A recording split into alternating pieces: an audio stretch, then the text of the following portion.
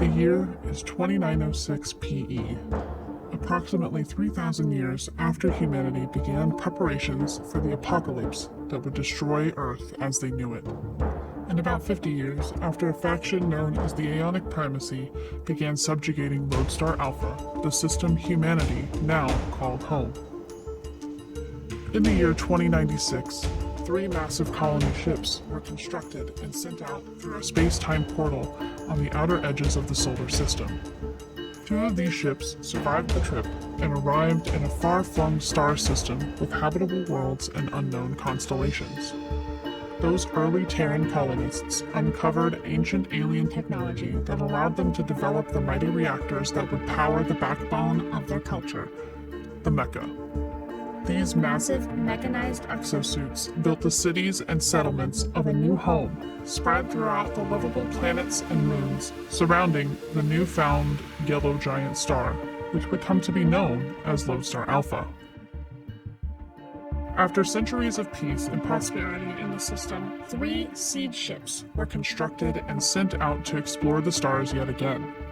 Carrying pieces of the now scattered Earth and drifting among the stars for over 300 years, Operation SABER was created in a peacetime collaboration with another faction native to Lodestar Alpha known as the Neo-Dominion. Our story begins as the Nishimura, one of these 3 siege ships, is making its final approach back to Lodestar Alpha. After a long journey adrift in space, it is time for the people aboard to return home. On this massive ship, the 4 newest recruits into the SABER program have just completed their training and are preparing to meet their new commanding officer. These 5 would soon become the heroes of the battle for planet Elnax. For now, they are simply pilots, stomachs full of nervous excitement for the eve of their official matriculation ceremony. After tomorrow, they will officially be Sabers. This band of youngsters includes Quinn, callsign Deceiver, the youngest of the group, a maverick pilot in a scout chassis. First thing I will say about Quinn, Quinn has always been the runt of the pack. He is significantly smaller than everybody else. He has baby blue eyes, jet black hair, a very small but muscular build. So I'm much smaller than most of the other applicants and members of the Iron Dawn. As this is, I also have a smaller mech. Most of the time, you can find me in my Iron Dawn jumpsuit and a set of combat boots. There's a very large, notable scar on the left side of Quinn's neck. This has a chip underneath it. Essentially reads my vitals, my regulatory information. I don't know very much about it, though. Light Rider, callsign Phoenix, another maverick in a striker chassis. I'm pretty average. I'm like 5'10". I'm kind of normal. I have an awesome beard. I kind of look like me because that's how creative I got with it. That's totally fine. But I mean, I'm pretty laid back. I'm just also very loyal to the people in our team and around our squad because we've been together a long time. So, Ralph, callsign Romeo, the lovable quipster of the group, piloting a Titan chassis. Ralph is very much like his mech. He's a little bit larger than most around him, standing about 6'5". Keeps almost a clean-shaven head with basically, kind of fuzz, military buzz cut. Clean face, quite lean-looking in the face. Pretty muscular, but there's a bit of a gut hanging over. He's almost always got a smile on his face. Doesn't seem to take anything seriously until push comes to shove. But yeah, and has no problem making light of just about anything or anyone, because not much is a physical threat to him. Captain Gray Hawkins, callsign Zero, the commander in a striker chassis. He's a fairly tall man, standing around 6'2", long purple hair slicked back, and in a typical military garb. He gives the air of kind of a professional, but not to the point where it's like an intimidating military personnel. He doesn't have a hard look, just, you know, a prim and proper look after so long in the forces. Cygnus. Call sign Joker, the loner engineer piloting a scout chassis. Emerging from the space-time rift, the Nishimura found itself in confrontation with an Aeon scouting party reinforced by 2 Gygas-class ships. And she punches a giant red button just for effect. And the hangar bay doors open, and the vacuum of space is allowed inside of this hangar. So you all take a moment to adjust. Granted, your mechs are massive in weight, so they don't go anywhere, but you take a moment to adjust to the fact that you are now going to be fighting in 0 gravity. And before you see the flight trails of multiple mechs, as well as Aeon fighter jets is the best way that I can describe it. Just as more explosions start going off in the horizon, and you see your own mechs are responding as well. So you're not alone in this, but it is definitely an all-hands-on-deck situation. The new pilots were called into action as this was an all-hands-on-deck scenario. Equipped with EMP technology and their new commander at the helm, the pilots leapt to action. They annihilated the scouting party, crippled the Gygas ships, and returned to their bunkers with a new understanding of exactly what they would be up against. 0700 arrives. You make your way into the amphitheater that is in the Lido deck, and you are greeted by a solemn crowd. And it begins to set in at this point the amount of civilian casualties that were taken during that battle. The maneuvers, the shock waves, the aftermath of all of the gravitational shifts, and knowing full well that not everyone would have been able to get to those gravity rails in time. The weight of the crowd is palpable at this point.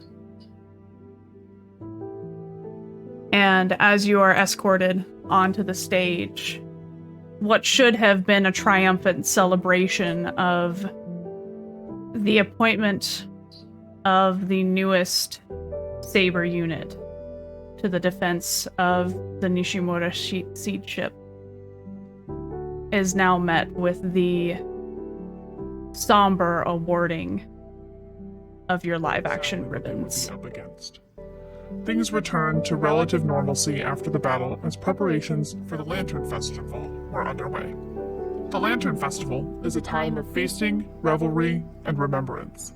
It is also host to the Mecha Brawls that are used to scout new talents for various pilot programs, including the Sabers. While the lower residential district is still being cleaned up, the upper residential district is adorned with beautiful, glowing, warm lit lanterns and just all kinds of decorations.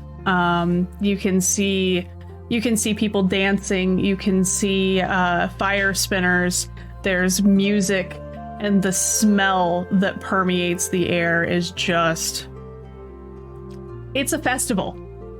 So there's all kinds of yummy, tasty smells coming from the general area. And above it all, you see that they have erected this massive arena. It is reinforced glass, similar to the observation decks on the ship. And there are 2 mechs currently in the arena fighting, but you don't hear anything. You can see it, but you can't hear it. So, our friends Quinn and Light Rider have now approached the dome and officially registered to enter into the competition as of when it becomes available after the exhibition matches. Before the final rounds could begin, however, a high-level threat alert pulls all deployable pilots away from the festivities. The pilots are briefed on a mission to take a strategic point within the outskirts of the system, planet Eldex. The goal is to destroy or decommission Several heavily guarded ion cannons dotting the surface of the planet. SABER Units 12 and 4 were instructed to run joint tactical in the mission, during which Unit 4's SABER Danger was critically wounded. A retreat was called as a planet-wide transmission cut through the heavy static, calling for a peace. The radio immediately cuts off, and you hear, "Are you pilots aware of the delusions of grandeur they gave you? Or is your command just as naive as you are? No. You wouldn't make yourselves the center of the story where you were the fools. Your realities are fickle. Bones of your existence barely holding together by your insecurities. Take a good, long look inside yourselves and tell me what you truly offer. There are no heroes, not among you, and certainly not in you. All you have is the fear of dying. Dying alone, dying forgotten, dying the villain. Come, I'll allow your ships to pass. Let us see how your pitiful excuse for a species lasts in this system." And with that, the battle ended almost as quickly as it began. After Elnax, the pilots mostly kept to themselves, training, repairing, and researching. During this time, Quinn was given information on a link to his Past. Accompanied by Captain Hawkins, they discovered an abandoned research lab hidden deep within a section of the Nishimura. but you do manage to make your way to the light, which is above a vault door. And it looks like over to the side there is a key, like a card pad, like a keypad. It doesn't have like actual keys, but it looks like at one point in time, probably like a badge scanner of some sort. Okay. So someone probably would have scanned a badge and the door opened. But at this point, I would like to put it's my no longer neck up to functioning. the badge scanner. Oh, okay. Okay.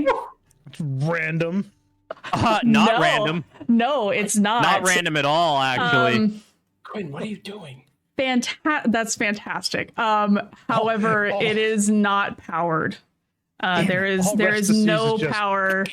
Yeah, I have a chip in my neck, guys. I have a badge chip in my neck. So you come back to the door after seeing power be returned to this section of the ship. And as the lights come back up, again, it just kind of re-emphasizes that this is a very old, very deteriorated, mildly decrepit part of the ship that is buried and hidden underneath the otherwise sleek and very well put together siege ship. So as the doors open and do actually respond to you, Quinn, recognizing and responding in a voice that comes over as you enter what looks to be an abandoned lab. It responds with Deceiver 001 as you enter the lab. 001. Mm-hmm. Okay. It was revealed that not long after the Nishimura's initial departure from Lodestar Alpha, Dr. Tsuneo and a team of researchers discovered a cryostasis pod containing the unconscious Quinn. The pair was able to download an encrypted file with more information on Quinn and the Deceiver program. Before they were able to take it to be decrypted, however, their pagers began to sound again. The new mission entered the newly uncovered Verilian tunnels on Elnax, Find out why a set of scouts had gone missing, and recover any relics left behind. hurtled through unstable space-time, they warped through ancient history, witnessing battles of legend and revealing mysteries lost to time. When they emerged within a chronomesh of ancient and future space-time, they heard the low, distant roar of a primordial creature.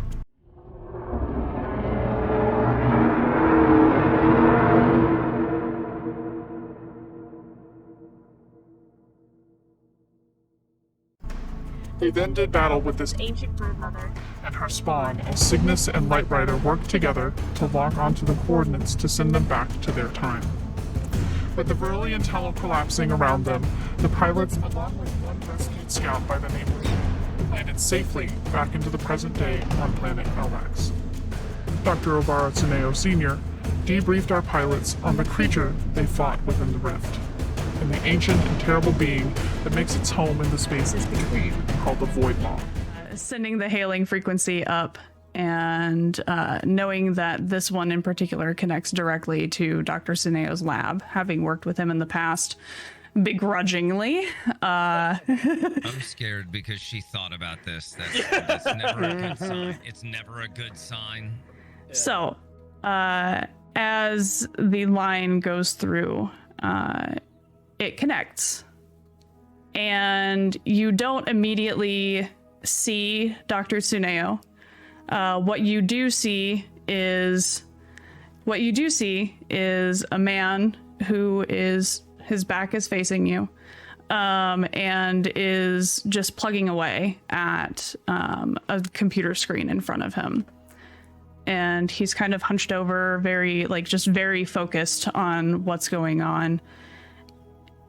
And he kind of does the whole finger wave, he acknowledges that you're there, but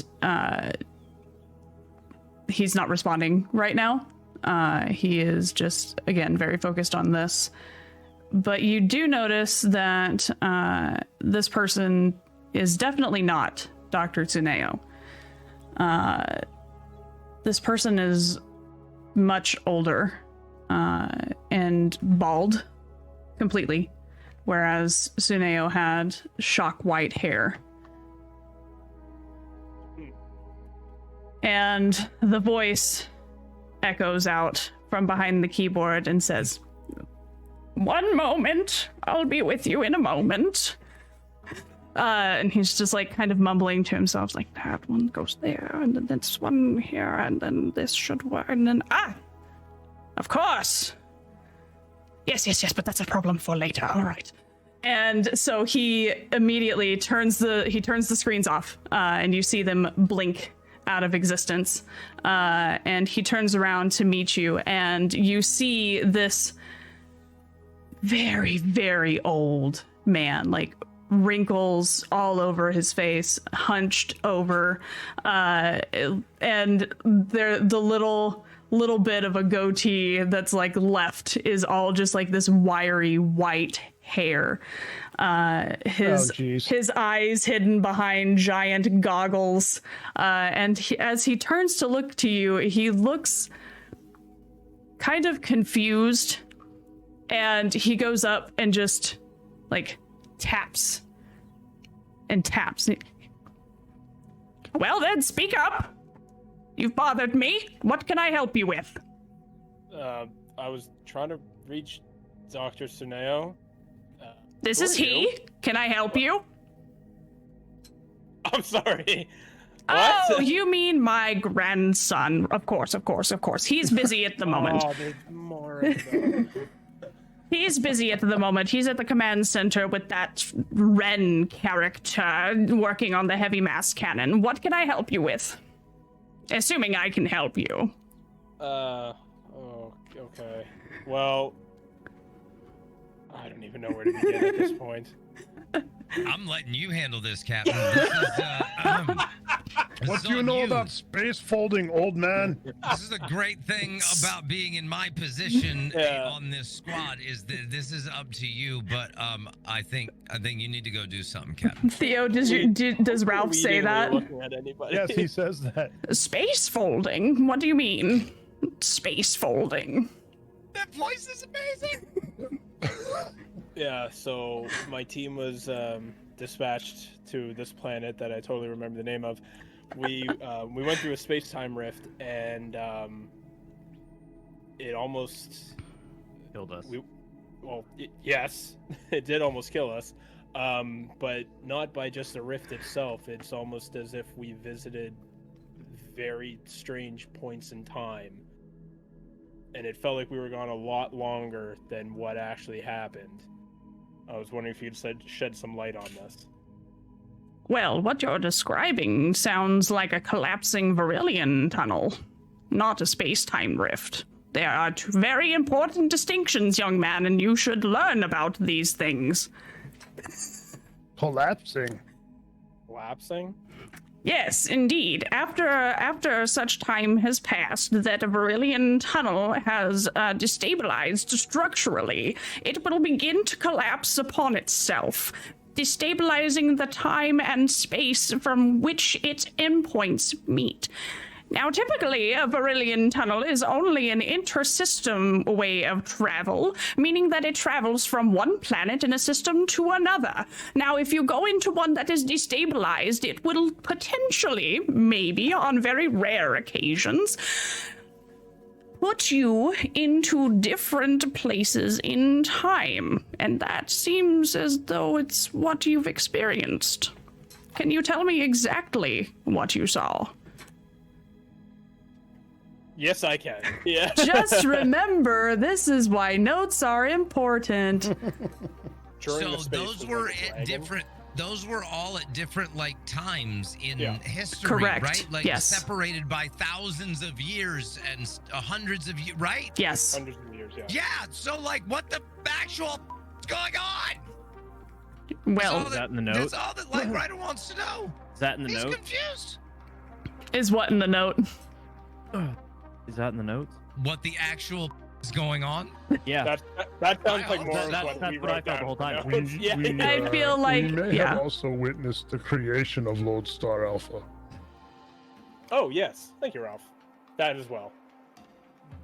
Oh, so perfectly normal Saturday afternoon. Yeah, for us. just to round it all off at this point.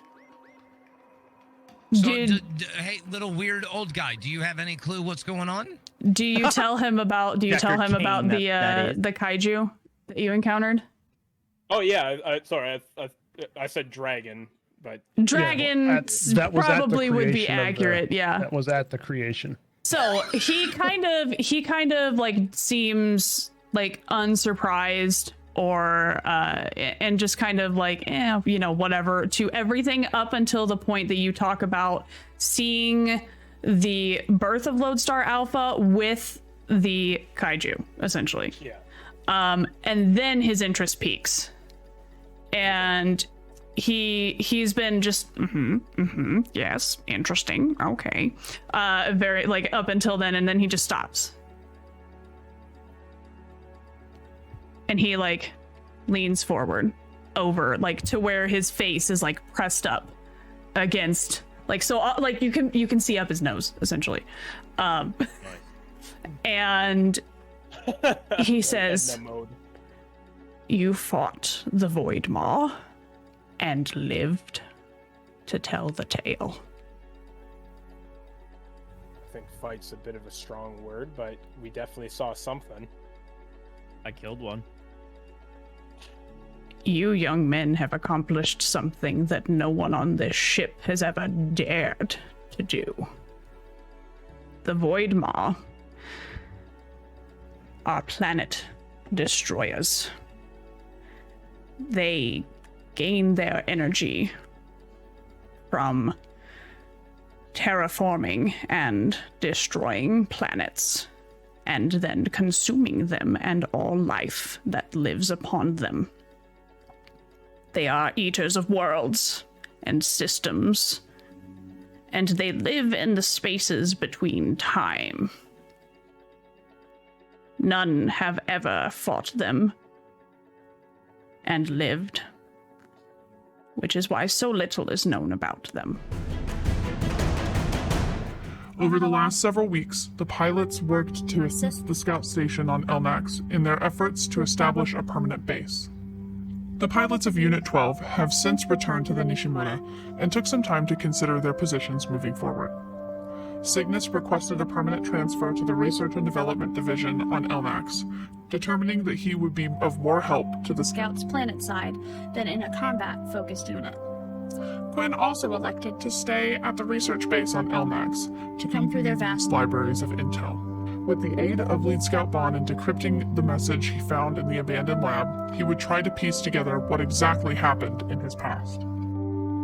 Meanwhile, the war for Lodestar Alpha has only just begun, and many SABER units lie splintered as a result of recent battles. Mysterious threats Still lie in wait. but for now, the pilots are simply focused on preparing for their next mission.